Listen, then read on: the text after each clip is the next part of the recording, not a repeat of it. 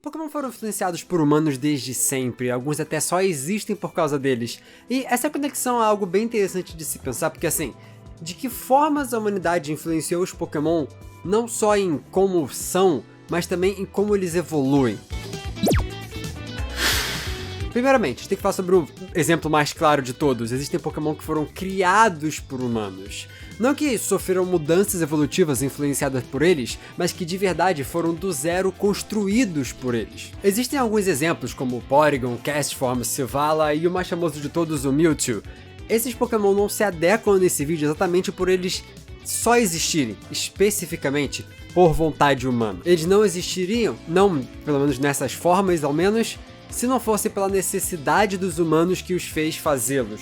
Quando a gente tá falando de evoluções com influência humana, eu penso mais em sem querer, coisas que aconteceram ao acaso mais do que serem pensados. Basicamente, quais formas de vida existem graças a humanos, mas não por design humano. Por exemplo, um dos pontos mais importantes de Pokémon desde sua criação é a capacidade de trocá-los com seus amiguinhos. Essa mecânica nos jogos tem como base algo que vemos lá no começo da franquia, a máquina de troca do Bill. A primeira geração de Pokémon usa muita referência à mutação genética, radiação, experimentos com DNA, e todos esses tópicos são vistos em vários dos seus Pokémon. Não necessariamente eu vou apontar toda a evolução na geração de Kanto como algo culpa dos humanos, embora dá pra fazer isso com várias, mas existem alguns acontecimentos ali que são diretamente correlacionados por ações diretas do próprio Bill. Graças à sua máquina. As evoluções por troca só nasceram daqui. Existem 4 evoluções por troca em Kanto: Graveler para Golem, Machoke para Machamp, Kadabra para Alakazam e Haunter para Gengar. É até interessante olhar para essas evoluções e o que acontece nelas. O Graveler com 4 braços indo para 2 quando evolui para Golem, enquanto o Machoke com 2 braços vai para 4 virar Machamp. O Kadabra envelhece e aumenta o seu cérebro, enquanto o Haunter ganha um corpo bem mais físico e denso, lembrando que o Haunter é o Pokémon mais leve de todos. Essas alterações físicas, que alteram completamente a forma natural desses Pokémon, pode ser vistos como uma interferência humana na vida deles, ainda mais que, sem ser por troca, nenhum deles é encontrável selvagem por gameplay normal até a 8ª geração de jogos. Algo sobre eles foi pensado para não ser natural desse universo. E eu acho que essa ideia de influência humana em trocas foi expandida um pouco quando o Pokémon fez o seu reboot na 5ª geração, já que lá nós vemos um exemplo dessa interação entre duas linhas diferentes mais proeminente. Em Unova, a gente é apresentado a trocas complexas, já que ao trocar o Karrablast e um Shelmet, especificamente uma troca entre esses dois Pokémon, eles conseguem então evoluir. A lógica dessa troca é os Pokémon em si trocarem parte dos seus corpos em meio a essa troca, com o Karrablast roubando do Shelmet sua armadura, assim virando o Guerreiro Cavalier, enquanto o Shelmet ao fugir correndo deixa sua armadura pra trás, virando o Ninja Acelgor. Vocês acham que isso também é uma forma de rever as trocas antigas? Por exemplo, o Graveler deixar seus braços pro Machoke, ter sido esse o pensamento? Já que todo esse papo do reboot nessa geração faz pensar que eles estão tentando revisitar uma ideia originalmente pensada lá atrás. Não por vontade própria dos bichos, mas talvez porque a troca na época não tinha sido aperfeiçoada ainda. Ainda estava nos estágios iniciais daquela tecnologia, então acabavam causando mutações a Pokémon em coisas diferentes. Isso funciona muito bem com todo o tema genético da Gen 1 e funciona também com os estudos de radiação que nós vemos nas primeiras 2 gerações. Só lembrar de como o Gyarados Vermelho surgiu naqueles jogos, Kanto não tá sozinho. Na realidade, esse mesmo tema continuou na própria Gen 2 com Steelix, Slowking, Kingdra, entre outros que usam dos mesmos itens. Tudo mantendo a ideia genética, aqui no caso, da máquina de troca afetando eles no nível molecular, juntando eles, os fundindo com esses certos itens. Esses itens ainda são um mistério, a gente não sabe como surgiu exatamente, mas a gente sabe que a troca em si é algo que os humanos, ao menos aqui, são únicos em fazer. Isso me faz pensar que alguns outros itens que vemos mais pra frente, alguns itens de evolução, são claramente feitos por humanos. Em Sinnoh, na 4ª geração, nós somos introduzidos a várias novas evoluções de Pokémons antigos, e alguns deles em específico têm métodos evolutivos conectados ao tema do vídeo. Pedras evolutivas e locais específicos são coisas naturais e independentes dos humanos, mas alguns itens evolutivos não. Electrolyzer e Magmarizer são aparelhos claramente construídos por alguma civilização. Imagino eu que tenha sido criado no presente da timeline de Pokémon Platinum.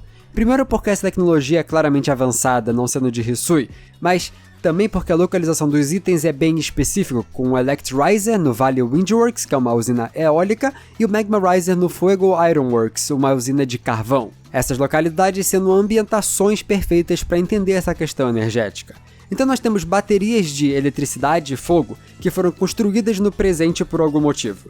Provavelmente só uma necessidade mesmo, mas que também são itens poderosos o suficiente para fazer dois Pokémon, Electabuzz e Magmar, evoluírem quando seguram esses itens enquanto os troca. De novo, temos a troca envolvida na evolução. Mas nesse caso, o item ter sido criado por humanos é mais importante pro tópico no geral. A gente podia também falar do Protector nesse grupo aqui, mas esse eu sinto que os materiais dele são provavelmente muito mais fáceis de se encontrar na natureza, independente de humanos terem modificado ele ou não. Então não acho que seja o mesmo caso. Electrizer e Magmarizer são claramente manufaturados. Existem vários itens que claramente não são naturalmente encontráveis. Eu vou ser bem específico aqui, porque vários desses itens não tem como ser algo natural. Por exemplo, ninguém vai ver nascer um Sachet ou um Whipped Dream na natureza. Esses dois itens são os itens responsáveis por evoluir Spritzee e Swirlix em Aromatice e Slurpuff.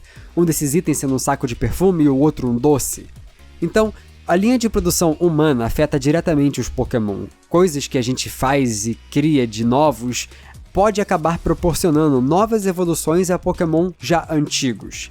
E isso é algo que nós vimos recentemente com os dois novos Pokémon evolução de Pokémon antigos nas DLCs de Pokémon Scarlet e Violet. Primeiro, em Sealmask somos apresentados a Dipplin, o Pokémon Maçã do Amor. Eu não sei vocês, mas eu acho que maçãs do amor não dão em árvores. E o item que permite o Applin evoluir para essa forma é a maçã Melaço, uma maçã doce como mel que foi reprodutivamente selecionada para ser dessa forma. Foi cada vez ficando mais doce, e isso por vontade humana, que nem nós fazemos no mundo real com nossas comidas.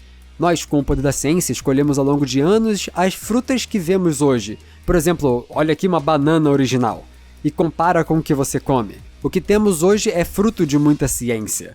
Por isso, Dipplin por si só já é um Pokémon com origem na influência humana, e por isso quando em Indigo Disc vemos Hydrapple, sua evolução final, fica ainda mais interessante, já que é uma forma que só existe graças a isso. É interessante aproveitar e explicar que o único motivo de tudo aqui, Dipplin serem dois bichos ao invés de um e Hydrapple 7 dentro da mesma fruta, é do fato dessa fruta ser tão adocicada que atraiu vários do mesmo bichinho para só uma maçã, ao invés de cada um ir atrás da sua própria. Essa chamou tanta atenção inesperada pela sua reprodução seletiva. E segundo nós temos Archaludon, um Pokémon que é uma ponte ambulante. O Duraludon é só uma torre, mas que graças ao item Metal Alloy, ou do japonês Composite Metal, ele conseguiu mudar a sua estrutura física. Duraludon era duro e grosseiro na sua movimentação, provavelmente por ser composto de um metal rígido, enquanto agora, graças a esse item, suporta mais tração, é mais maleável, por isso consegue fazer toda essa movimentação diferenciada.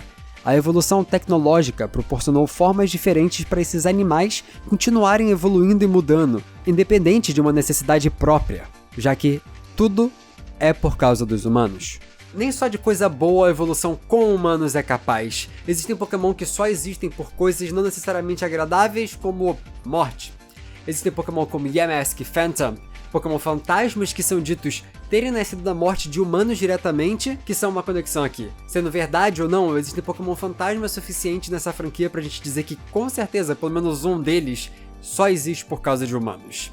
Mas o contrário disso também acontece, como por exemplo, Pokémon que foram extintos pelos humanos diretamente.